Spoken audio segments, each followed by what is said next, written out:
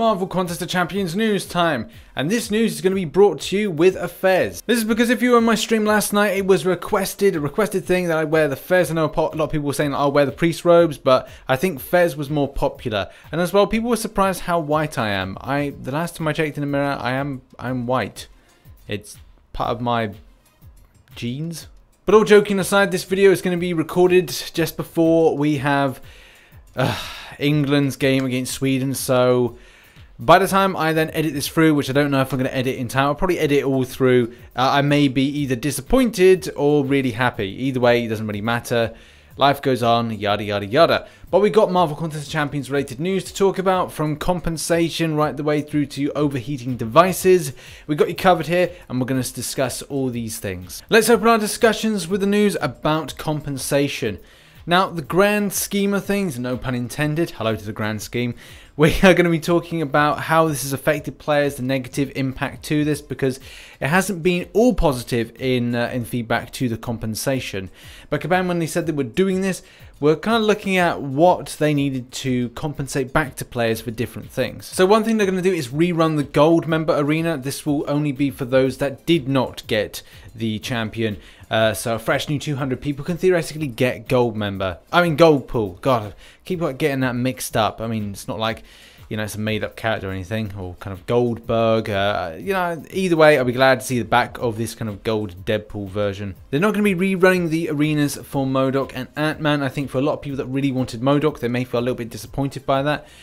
They are saying they're going to put a different champion in its place in order to kind of work that in, but we'll see what happens next week. Also, Alliance Quest based interaction, like resources spent, is going to be compensated, so that's good in some ways, but I think I like the 30-minute timers. We'll talk about that in a moment. Anyone that used a pin particle disc in the micro realm while there was affected content on the 3rd of July, you will get your pin particle disc back in order to do your realm run again. Compensation, in short, is going to be delivered sometime next week, and that will be 1,500 5-star shards, 3 energy refills, and whatever they decide to kind of add to that, but that's the main scheme of things. There's also this other talk about the 6th of July, Eastern something or other time, and they're giving out a pin particle disc. This is going to be the one that we were talking about a moment ago. So if you were in the micro realm and you got bumped out and you couldn't use your disc, it means that you'll be getting that back, and you should have had that hit your account by now. If you haven't, then it's important to get in contact with the developer. A compensation poll to this package has been put out on the forum, and it is a resounding negative response to this, where players have noted that they're not so happy. Granted, there's the argument about, oh yeah, about general kind of compensation for kind of game outages. Should they really do it? They don't really have to. But a lot of players do feel that it's down to the grind. Like, they wanted to grind out a lot, and maybe they feel that they were let down because they weren't able to log in. Maybe they logged out at a crucial time. Lots of different factors there. Lots of difference of opinions. If you do have an opinion for this, then go to the forum link that is in the description, and you'll be able to have your say. But it is resounding negative response to this compensation package, especially from the people I interact with on Twitter who came to the live stream last night. That seems to be the general scheme of things. Next up, I've seen a few articles that are talking about the idea that the game should go into like a 60 frames per second type area, and you can do this on certain devices. So if you've got a Razer device, you're able to unlock kind of a better hertz or better frames per second when playing the game. Now, I know this isn't exactly possible, especially when we're looking at trying to deliver a smoother running game. We have a lot of problems in game in any case that really do prevent players from having a very smooth process. But it is looked upon as a popular opinion that at some point down the line, Marvel Contest of Champions or Kabam should try and deliver a higher frames per second experience with the game. But would that be better saved for Marvel Contest of Champions 2 instead of running on the same engine at the moment? Or maybe it's a case of like how it would work with different devices. I don't know, I'm not an expert on it, but yeah, it would be nice in the future to see this kind of really smooth playing style from a higher frame per second. Next up, I'm sticking with the story about overheating. If you've kept locked to the channel, you know that I did a little bit of a skit about this particular subject of the phone's overheating. There's been a lot of not responsibility taken for this. There's been a few like name calling to like, okay, this is an iOS issue, so this is something to do with iOS rather than us. So to put this all in perspective, there's been a problem with iPhones overheating. This has meant that the device, which devices get hot, but they get extremely hot, like ridiculously hot, that you should then worry about your phone functioning in the future. When you're playing the game, it resets. It's like a internal feature to kind of go, right, well, things aren't right. I'm then going to have to restart. And it does that. The iPhone then restarts at that point. For me, it doesn't happen in any other game. I've been doing some work for sponsorship deal for Dungeon Hunter Champions, and I've not had any problems at all. It's always been since playing Marvel Contest Champions since the 19.0 update. In this particular post, this is a response to something that Kabam Mike has kind of like said, and he says that the game runs the functions better in iOS 12.0. It does point out that the build looks to be the point of interest of how it functions with the current iOS, which is 11.4. Now it seems in a wider scope that Android is also affected in some sort of way. So that's good to get that perspective, but obviously it's bad at the same token, because I would have gone, right, well, I'll go over and play my Android device instead whilst the iOS problems are, you know, continuing on. Regardless of anything, this is a legitimate concern for players, since this is all going down, and we've like talked about the ideas that, you know, Apple have not recommended playing the game. I haven't had this completely 100% confirmed. I probably will raise a ticket or kind of like speak to Apple support at some point and just say, like, you know, what do you recommend here? Is there any point playing the game until this is rectified? And from Kabam's like sense, and I know that they want to go, right, well, this is not really us and this is something that's happened.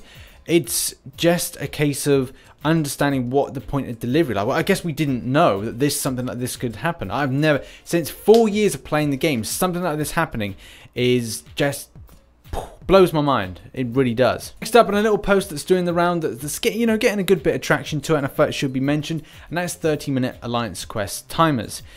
Although there are some people that do think that it's a negative idea to put 30-minute timers for Alliance Quest in as a constant or a permanent fix to, you know, players trying to grind out the game, and the panic that leaders and officers have when they're trying to get people to move. Because obviously how it works is people are going to be at work, at school, they're going to be busy with other things, they're going to be dealing with the kids, they're going to be doing homework, schoolwork, coursework, whatever.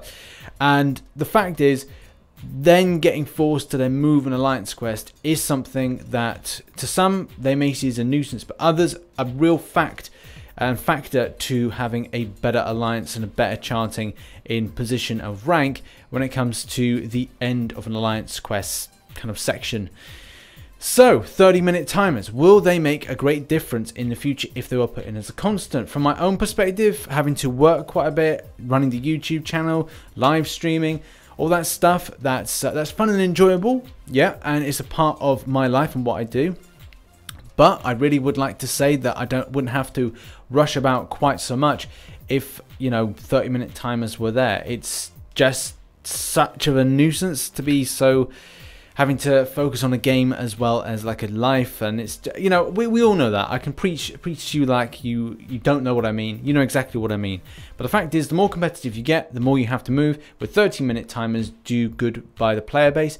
I'll put it over to you in the comment section, or you can go to this forum post that the link is in the description for and have yours say. 30-minute timers, good thing, bad thing. Our next story is all about the event quest, and in the event quest you'll see that the 5-star shards are missing. It doesn't mean to say you're not going to get any 5-star shards when you complete certain things. It just means that because of the spacing that Kabam have put on how you kind of see the rewards, it means that things like Infinity Dust for last month and this month for ping canisters, they cover those 5-star shards. So they are still part of the rewards you get from each monthly quest. It's just when Kabam runs special things like Valor, like Infinity Dust, and like Scrap and other things like that, that they add extra to monthly questing, it means that they are covered So that's the reason that you won't be able to see that, but you still get it. When you do the 100%, you're going through, you'll see that at the end it will say they'll have those 5-star shards. So don't panic over, and if it happens in the future, that's just the general scheme of things. Next up, and shout out to Ed Ryan, this has happened to me as well, but to let you know, there is a visual bug going on in the game at the moment. This bug is fairly prominent in arenas still, which is annoying because I thought Kabam had dealt with this, but obviously not. The text sometimes goes a bit kind of, well, I don't know what it is. It looks like it's merging together. It's either like it wants to turn into Braille or it wants to turn into some kind of Arabic language. I really don't know. Either way, this is a visual bug. It's been brought to Kabam's attention. Hopefully they get it sorted, but, you know, Arena still does the same thing from time to time. So that gives you an idea. It's not serious, but it's still an annoying bug. Our final story, and to end on a laugh, Angelic Sign comes up with an idea that the reason for the overheating iPhone update issue is because of Sentry. Yes, the kind of the power of a million suns is then channeled through the character, and he's even been getting a buff, or he's annoyed that his buff hasn't been so mighty, so he is the reason that the phones are overheating. I saw this and thought, hey, let's just end on this one for a bit of a positive laugh. So that's been your Fez edition of Marvel Contest of Champions news. It is about 2:38 in the UK.